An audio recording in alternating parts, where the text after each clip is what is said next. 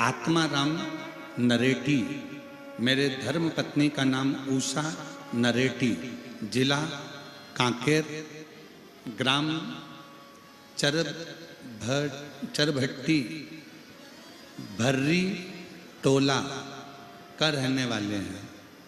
कहीं बैठे हों तो हाथ हिलाइएगा।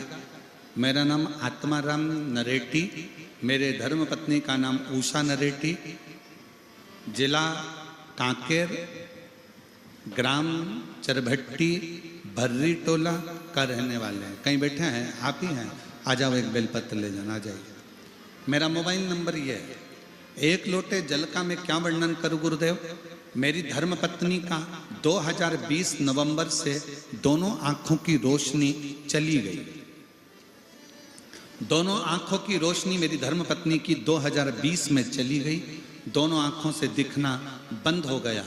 मैंने अपने धर्मपत्नी का उपचार के लिए कांकेर, धमतरी, रायपुर डॉक्टर को दिखाया। रिपोर्ट में डॉक्टर ने यही कहते हैं कि आंखों की जो नसें थी वो सूख गई। आंखों की नस सूखने के कारण इनकी रोशनी चली गई। अब कुछ नहीं हो सकता। विशाखापट्टनम अपोलो हॉस्पिटल में पूरा जांच करवाने पर पता चला कि इनकी ब्रेन में पानी भरने के कारण इनकी आंखों की रोशनी चली गई है और वो रोशनी वापस नहीं आएगी। ब्रेन का ऑपरेशन करना पड़ेगा, शायद फिर आंखों की रोशनी आ सकती है। अब विचार करते, इस उपचार में 5 लाख रुपए का खर्चा हो गया। डॉक्टर का कहना था आपने यहाँ लाने में देर कर दी, अब बस दवाई खाओ, कोई भरोसा नहीं है आएगी कि नहीं आएगी। हम लोग हताश हो गए। इसके अलावा कई जगह पर जाकर दिखाया। केंद्रीय रिजर्व पुलिस बल में कार्यरत था मेरा लड़का मनीष कुमार नरेटी। उसने भी हमारे माँ की खूब जांच कराई पर कोई असर नहीं आया। एक लड़की लक्ष्मी नरेटी है, 3 माह छुट्टी लेकर माँ का उसने खूब सेवा करी, फिर भी कोई असर नहीं दिखा।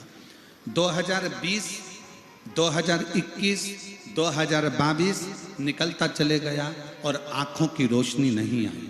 तब आया 2023। किसी ने, जल चढ़ाने वाले एक व्यक्ति ने कहा कि एक काम करो, टीवी पर कथा आती है शिव महापुराण की कथा, वो सियोर वाला महाराज बाजता है, आप इसको सुनाना चालू करो। पत्नी के कानों में टीवी की आवाज तेज कर वॉल्यूम तेज कर छोड़ देते।